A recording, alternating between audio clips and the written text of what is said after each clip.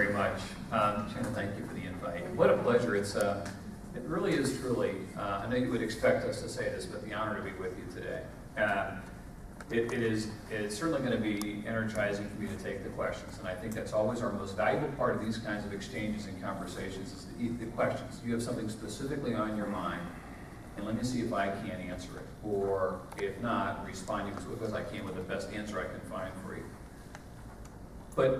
But just being here with you for a few minutes, in hearing the look ahead and what you've been involved in, it has all been about, truly the very basis of who we are in the creation of America as a nation, that it would be the charitable works of people that would look out for a neighbor. And it was on the expectation that it would be a governmental role to address every particular need to society, and that we do this with hope and with pleasure and with hospitality in our heart and with a goodness in our heart.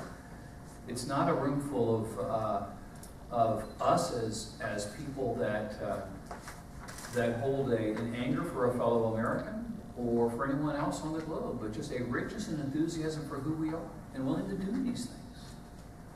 So to hear about what we're doing for children, the choice you're making to do that, the Habitat for Humanity, the taking care of roadways. Well, I guess I could wish that would be a far greater part of the story when I would hear someone write or reference 9/12. Americans still believing in just core principles and willing to do them on best days and bad days. If that beeping sound is me going off, I apologize. So let's have a conversation about a couple of things. And maybe, if I could, I'd like to just say a little bit about the Chief Financial Officer role in the state of Florida. I know that you're as informed as any of our fellow Floridians about your cabinet and about your governance in the state. But I'd like to say a couple of things about it. Then I'd like to share a couple of things about where Florida is at, and both fiscally and I would hope the delivery of the creation of an environment where entrepreneurs and families can be successful and safe. And then a touch about ourselves as a nation, and then I'd really love to take the questions. Is that okay? Yeah. And I'll work on hopefully a quick timeline so that most importantly we can have the question conversation. I'm one of 4 individuals that you elect statewide. I'm your Chief Financial Officer, and I love this role and have really truly enjoyed these first 2 years. As of the 4th of January, it would have been 2 years in office that you have given me this privilege of a 4-year term. The office is an awful lot about the finances of the state. There is no other individual around in the other 50 laboratories of our democracy that is called a CFO. So when I've been to one meeting of all of the fellow, they're often called state treasurer. I think you get a real bargain here too. When I did go to that one meeting, which by the way, let me make clear, I think the governors were meeting in San Francisco. I think the attorney generals were at the breakers. Your state treasurers, we were in Bismarck, North Dakota. So this was not a junket, okay? And we were at the Best Western, and it was absolutely perfect for us. But when I sat down, I was with the people from South Dakota at my table, and I met the elected state treasurer, the elected comptroller, and the elected auditor, and I thought, wow. In Florida, they get a bargain. I do all of that for just one. So, and for 19 million individuals. So, I am your state treasurer. Which would mean on any given evening, while I would hope that the people of hardworking Floridians can take a bit of respite and rest, it's about a $20 billion portfolio on any given evening that I would manage your money for you, so that it's there, sound, ready, and the investment returns are able to keep more money in your pocket, because those investment returns can help fund your government. I would also be the one who does audits. I pay all the bills, so on all the checks is my name. I'm responsible for, I'm not your insurance commissioner, but I am responsible for licensing all insurance agents and agencies. So if you see an independent agent or a brand name agency that you recognize, it would have been our department that would have licensed that agency, but the company itself is not. There's an Office of Insurance Regulations. So I don't set your auto insurance rates or your property insurance rates. But the person who works with you to be sure they're taking care of your financial needs, that would be a person that we would be sure has the right credentials and is honest and has integrity and they're doing their job correctly. I also, given under that umbrella, am responsible for investigating all insurance fraud.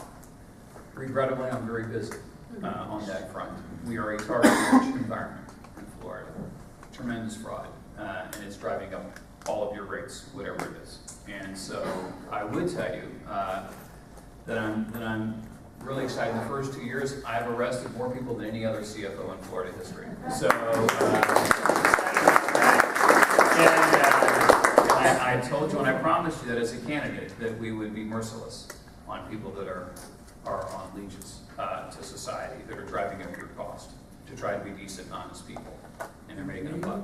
I've got their names and they're on our website, so have at it. Put them on our map. Yeah, put them on And map. so these are people who have auto insurance fraud, fake car accidents that have chosen to start the fire in their own home. All of these things that we've gone after. So that's our responsibility. I'm your risk manager for the state, which means all state buildings, all state vehicles, equipment, our personnel of the state would be my responsibility to be sure that they are insured, the products are insured, the buildings are insured, everything is as safe as it can be. I'm also your state fire marshal. So I've often been in a meeting where somebody says, hey, due to the state fire marshal, we're going to have to ask a few of you to leave. And I'm thinking, well, geez, I'm here and I haven't noticed a problem. But I am your state fire marshal, which means that my responsibility for the training and the licensing of all firefighters, all equipment standards, and all arson investigations would be our responsibility as well. So working with the development and the training of your firefighters would be my responsibility, and I take that quite seriously and am proud to do that on your behalf. I'm also the head mortician for the state. I'm still trying to find the nexus on that, but what I've come to is many funeral homes sell pre-planned funeral arrangements, and that's a financial transaction, and so that's our responsibility as well. So I'd love to speak on that information as well if you have a question. So let's move over to some things, and I'd like you to again know my gratitude for being with you tonight, knowing that across Florida and across America there are people who will gather on evenings such as this and not be self-centered, but be asking themselves, what can we be doing to be sure that we are doing our part as American citizens, the preservation and the advancement of what we were handed, and generationally. Our founders, all of them said it would be our deepest responsibility to hand it to the next generation. All of them said it in such extraordinary ways. But I'd like you to know that the pressure that of the care that you're giving to information and issues of our day are extremely valuable to us. It matters that American citizens are informed, interested, testing the wisdom of their own analysis, and challenging those who are elected to serve. And so let me just give you that Florida is really, by so many measures, doing very, very well. And so I'm asked this question a lot. People will, and maybe sometimes it starts for small talk. I understand that. Whatever your profession or your skill and work life might be, someone might at an event, oh, well, how is the auto industry? And they mean it sincerely. They're curious about what you do. Some people will say to me, so how's the state doing? And I'll say, well, let me just say that if you mean the state's books, the state's financial statements, that's one way. I can answer the question by looking down at that information. But I'd like to answer it differently. And that is that the marketplace, the health of the marketplace, That will tell you how the state is doing. That if those of us who are given a brief moment in time and the privilege to serve could think about creating the environment that entrepreneurial and innovative and curious people could go at creation of the things that make us strong, we're going to be just fine. That would mean that I could look back at these numbers and know they'll be doing just fine. But if we don't create that kind of an environment, if we suffocate that ingenuity and creativity, then I'm going to be looking for ways to make this right that are not going to be healthy for the state in the long run. So we are one of 50, and we are excited as Americans, I hope most of us, that is how we were sold this whole concept of federalism. That we would be the laboratories, we would be the petri dishes, we would have the power as people or states to create those environments for success. And Florida, we're 19 million people, the fourth largest state. Very soon we will be third, we will surpass New York. We have a $750 billion GDP. If you were to rank Florida along the nations of the globe, we presently rank in the top 20 in economic power. Imagine that. Your Florida ranks in the top 20 GDPs on the entire planet. That's strength. So then we look at we have a budget that's $70 billion. $70 billion. 5 years ago, it was $74 billion. This goes to that first point I made about how's the state doing. The state historically, as you know, was driven by construction industry, the arrival of new individuals choosing Florida to make their retirement here, to possibly begin their lives here, get a second home here and enjoy our state. The tourism industry, people came for the warmth, the season. They came to enjoy the recreational parks of this state. They came for corporate conventions to our state. We grew much of the country's vegetables and provided much of the country's fruits and beef. Those were really our strengths. And we found ourselves in an international recession. And so, obviously, when you can't sell a house in Jersey or Michigan or Illinois, it's hard to make the acquisition in Florida. When the earnings are going down in corporations all over the globe, they're not going to plan a convention and come. We were hit tremendously hard in Florida.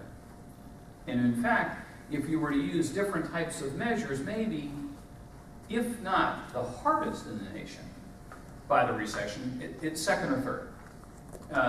The fall of our valuations of our property, the mortgages that fell underwater, having an unemployment rate of 3.5% when it started to 11.5% by the time it peaked, the furthest, tragically, growth of unemployment in the country. So we were watching, if you're at a control panel, the fall of critical indicators that would tell you this is going to be very hard. And I had the privilege of serving for 2 years as the president of your Florida Senate. And about the first bit of correspondence that I received once being sworn in and moving into the office was a letter from the Standard & Poor's rating agency to inform the state of Florida that we are downgrading your outlook. And this would have been in January of '09, that from stable to negative, which when you get that kind of a letter in the financial world, someone has assumed that you're on a path that we're notifying you so that we can notify the marketplace that in all likelihood in 6 months we will downgrade you from AAA to AA status. So be on notice, and the world is now on notice, that we're looking at your debt, at your future borrowings. That's the situation. And no particular criticism, they saw what was happening. Unemployment population had gone from 425,000 people coming to the state in '04 to 20,000 leaving the state in '08. And when your engine is that arrival of individuals, that's significant. So I share that as the preface to saying it was an all-hands-on-deck moment. And having spent my life in the financial services industry, I knew how precious a AAA rating was to your credibility, to the perception of your character as a place, an institution.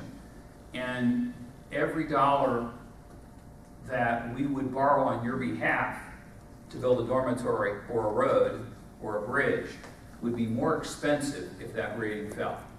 And that would be a greater tax on the people of the state. So we went to work, and that $74 billion budget went down to about $69 billion. And it was some really tough decisions that had to be made. But again, people would say to me, it must be hard to think that someone isn't being able to maintain a job at the state. And I said, well, again, my focus has to be the marketplace. The marketplace is losing jobs hand over fist. And how can I ask the people who are working hand over fist to pay for something they can't afford themselves? And then we have to decide what's required and what's desired. And what's desired right now, we don't have the dollars for. And so let's make those tough decisions. Point being that things have started to turn for us.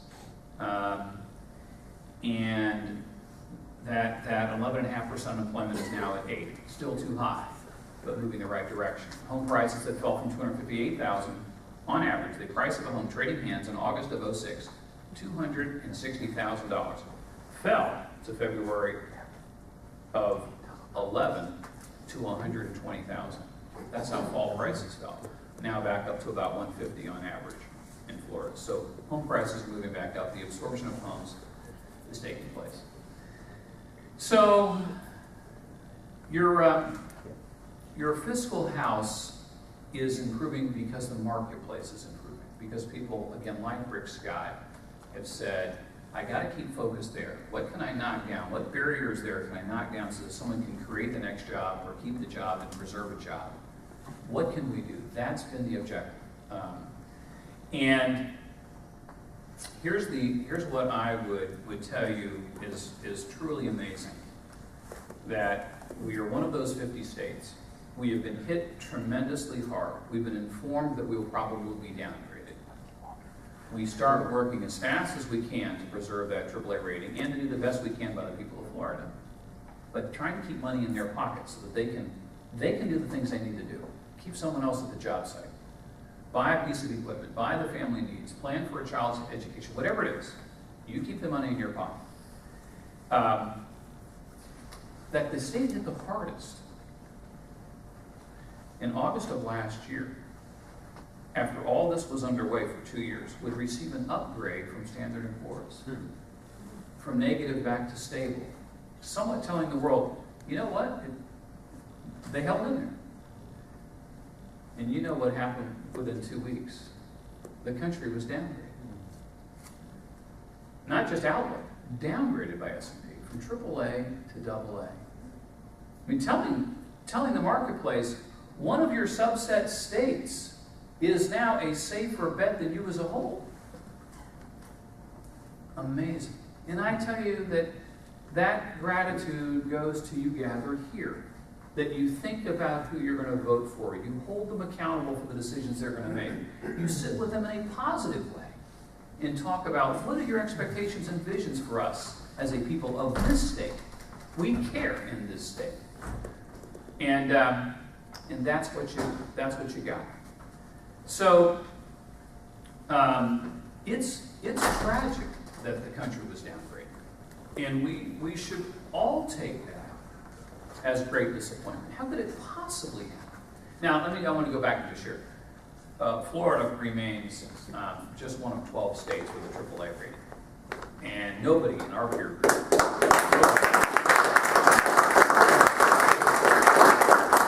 Not New Jersey, not New York, not Michigan, not Illinois, not California. California has a single A rating, and you have to work to achieve a CLA rating. And it's very unfortunate for the people of California. That's a sad thing. That they're spending so much on interest expense because they've been so irresponsible with their money of the individuals they serve. That's very sad. So let's turn now, but I also want to add this, that if you didn't see in December, information came out on international reading of fourth graders. And this is a big deal. I did not think I'd ever run for office, and I believe in term limits as well. And I would just say that, so I watched with us having children born in the 80s and then beginning school in the 90s and still in school today. There's 4 of them, so they're making their way along.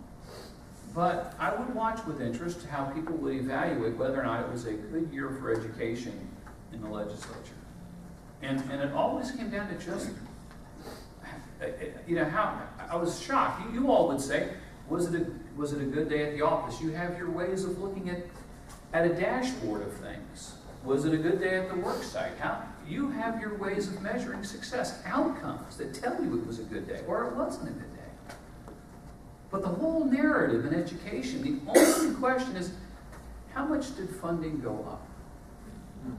That's all the question was. And people would say, a heck of a year in education in the legislature.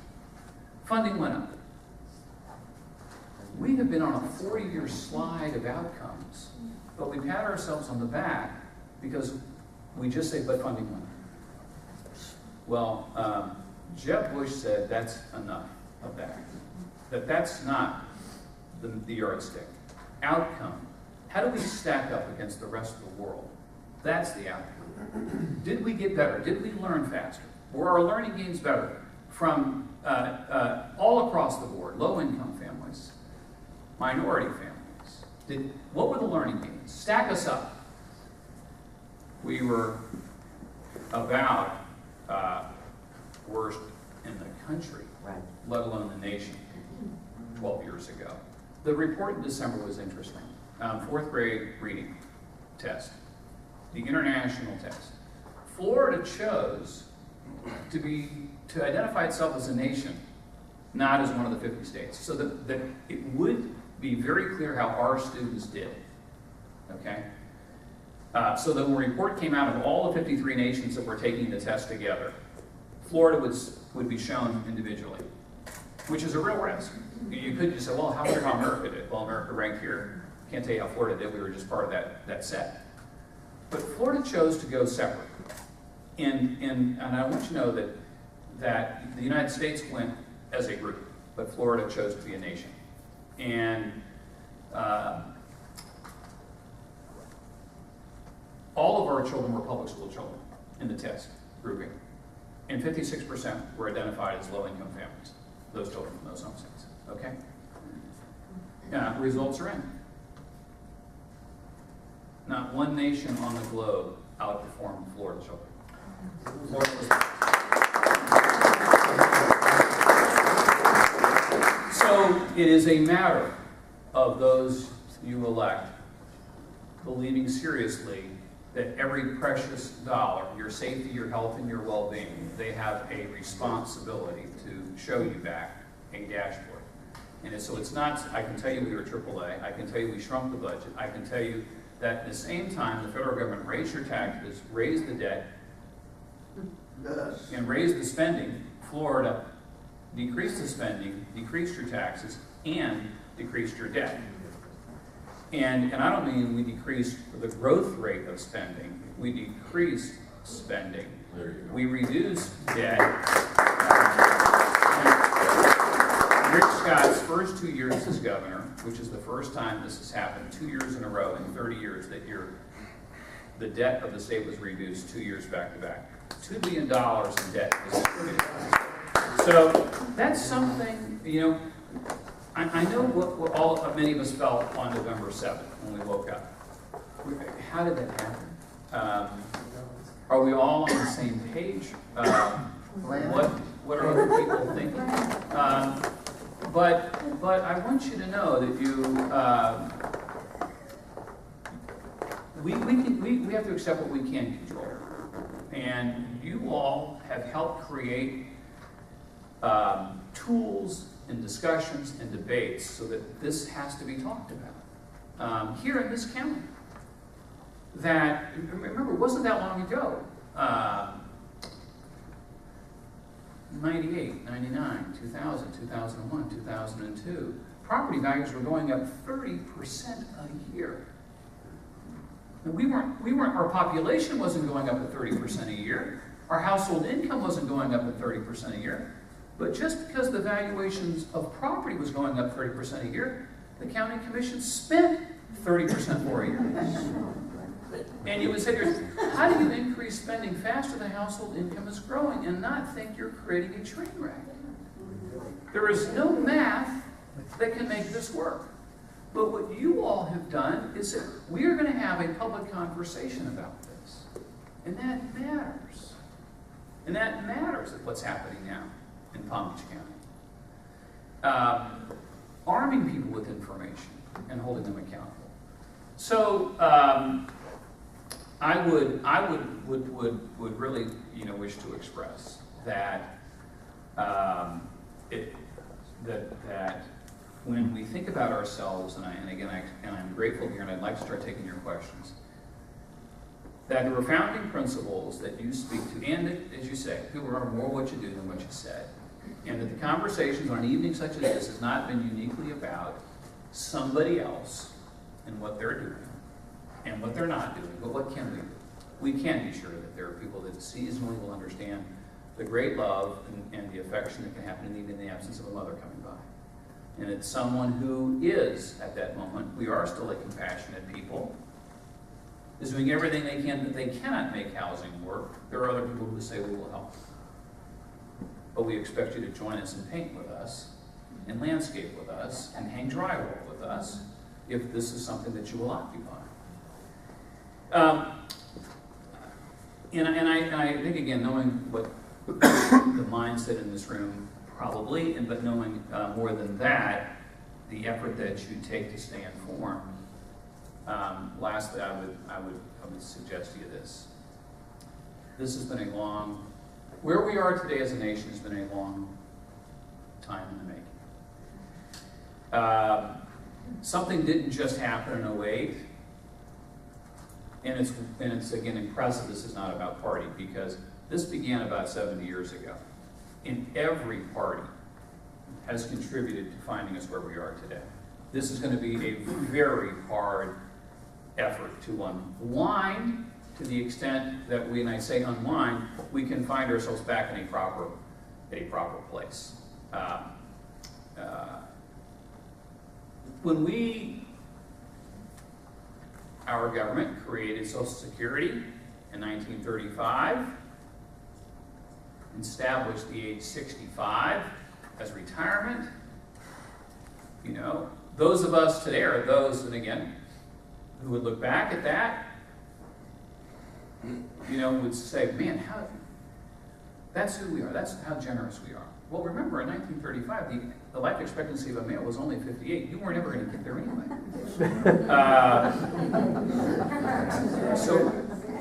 So it would seem that rational people who care deeply about, again, that original expectations of the gift of this incredible nation, and that we would be thinking about how do we pass that along, would be saying, well, let's not go back and call people something and fight over something. When they established it, actuarially, maybe it made some sense, but can't we now have a collective positive conversation about what's changed since then, so that it can be viable for another generation? And I also believe this, that those who have given so much, particularly who are now Americans who are in that age, are the ones who, more than anybody else, would want to say, my whole life has been about creating a country that I would want my children and my grandchildren to be proud of. Let me be part of that discussion. I don't have to be part of an advertisement calling somebody a name or scaring the heck out of somebody that I'm going to do away with something when that's no one's intention. but let's reform it so that it's available down the road. We can have those conversations, and we have to have those conversations as a country.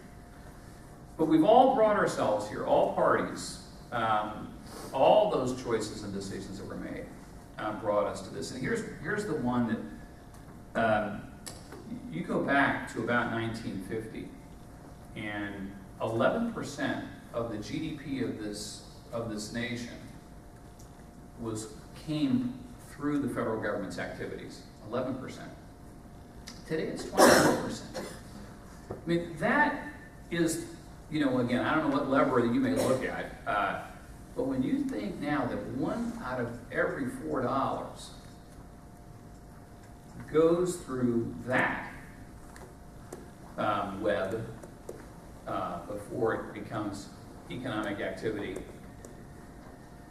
you know that what that long-term impact of that founders just knew. Our founders just knew that if we can turn loose the innovative, creative thinking of a people on the globe, and they become industrious and creative, have aspirational goals, will sacrifice, we will change the planet. And that's exactly what happened.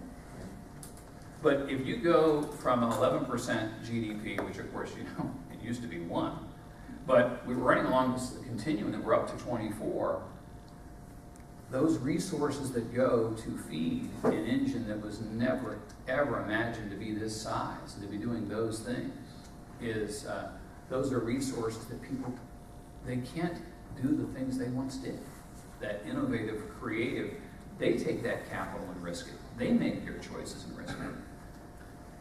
Now, they don't have that proportionate share that they can do that with anymore. So that's when we have these conversations. It's not right, wrong, ugly, beautiful. It's who were we? And it's not radical to have conversations about what our founders talked about. That it's not radical. And it's meant to be available to all. It's not exclusive. So you take them all at their word. That Washington, was so adamant, we shouldn't be placing debts on our posterity that we ourselves should carry. Very clear. And yet, look, built $16 trillion. That Madison would say the federal government, when he was marketing the Constitution, trust us on this, he said. The federal government's powers are very limited. In fact, I enumerated them. There are few. Everything else is to the people and to the states. It's not radical to say that. Jefferson was one of my favorites when asked about, what do you see ahead, Mr. Jefferson? And he said, I see happiness for Americans as long as they can prevent their government from taking the labor of the people under the pretense of taking care of it. And I think he had something there. So we can do something, but it will start where we live in our town, in our village, in our city, holding those legislators, those city councilmen, those town council members accountable. It starts for those of you who will ask people like myself who would ask for your confidence to come before you and talk and answer those questions. At our county, looking at that budget, being curious about that, challenging, and that's who we are as Americans. That's not rude. That's not inappropriate. That's not radical. We, the people, elect them, and they're accountable for that. So I think there is much to be positive about. The laboratory still exists, and this one's working pretty well. And people like our governor, our legislature, respect and honor your hard work, your tenacity, your perseverance, and your sacrifice, and that you will create great things, and that the dollars that are extracted for your health and your safety and well-being will be measured by the outcome and not about the amount that we spend on it. And that is to honor you. And I would say that one of the great insults that I just heard on the radio to me, that's not how, by the way, how the broadcaster said it, but when he spoke about this now being the third year, we've now reached the third year where Harry Reid has chosen not to have a budget. That is one of the greatest insults to the American people. I care so little about what I'm taking from you that I do not wish to be held accountable for how I have spent it. That is a real insult.